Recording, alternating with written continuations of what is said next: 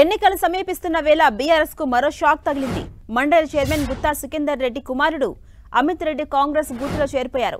రాష్ట్ర ఇన్ఛార్జ్ దీపాదాస్ మున్షి సమక్షంలో గుత్తా అమిత్ రెడ్డి కాంగ్రెస్ కండువాను కప్పుకున్నారు. కొంతకాలంగా గుత్తా అమిత్ రెడ్డి అసంతృప్తిగా ఉన్నారు. నల్గొండ, భువనగిరి బీఆర్ఎస్ టికెట్ను గుత్తా అమిత్ రెడ్డి ఆశించారు. కేసీఆర్ తీరుపై ఆగ్రహంగా ఉన్న గుత్తా అమిత్ రెడ్డి ఆ పార్టీకి రాజీనామా చేసి కాంగ్రెస్ లో చేరిపోయారు.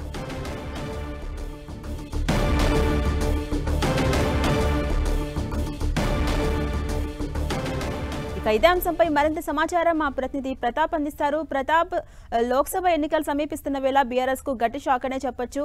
గుత్తా అమిత్ రెడ్డి కాంగ్రెస్ కండువాను కప్పుకున్నారు. అప్డేట్స్ ఏంటి?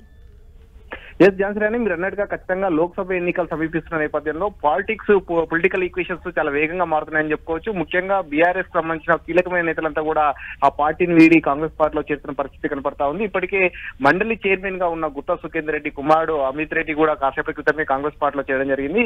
ఇన్ఛార్జ్ పార్టీ రాష్ట్ర వ్యవహారాల ఇన్ఛార్జ్ దీపాదాస్ మున్షి, అదేవిధంగా జిల్లాకు సంబంధించిన మంత్రి కోమటిరెడ్డి వెంకటరెడ్డి సమక్షంలో పార్టీలో చేరారు. ముందుగా వీరిద్దరు కూడా సుఖేందర్ రెడ్డి నివాసానికి వెళ్లడం జరిగింది. దీపాదాస్ మున్షి అదేవిధంగా కోమటిరెడ్డి వెంకటరెడ్డి ఇద్దరు కూడా గుత్తా సుఖేందర్ రెడ్డి నివాసానికి వెళ్లి అమిత్ తోటి మాట్లాడి పార్టీలోకి ఆహ్వానించడం జరిగింది. వారిద్దరు కూడా కలిసి ఇప్పుడు సీఎం రేవంత్ రెడ్డి దగ్గరికి రావడం జరుగుతుంది. మరి కాసేపట్లో కాంగ్రెస్ కనువ కూడా కప్పుకోబోతున్నారు. సో మొత్తం మీద చూసినట్లయితే పొలిటికల్ గా ఈక్వేషన్లు అయితే చాలా వేగంగా మారుతున్నాయని చెప్పుకోవచ్చు. ఎన్నికలు సమీపిస్తున్న నేపథ్యంలో బీఆర్ఎస్ సంబంధించిన కీలకమైన నేతలు ఇప్పటికే చాలా మంది నేతలంతా కూడా పార్టీలో చేరుతున్న పరిస్థితి.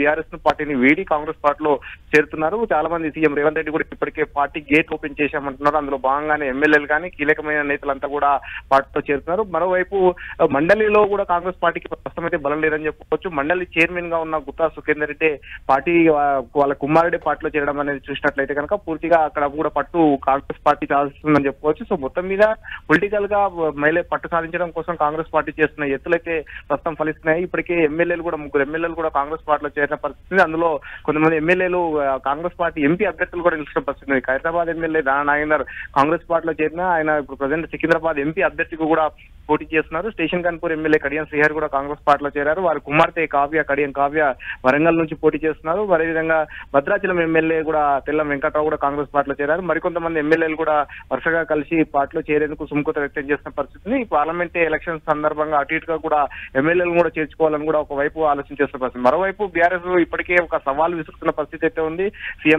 మాజీ సీఎం రేవంత్ రెడ్డి కూడా మాజీ సీఎం కేసీఆర్ ప్రజెంట్ బహిరంగ సభల్లో కూడా మాట్లాడుతూ కూడా రైట్. Thank you Pratap.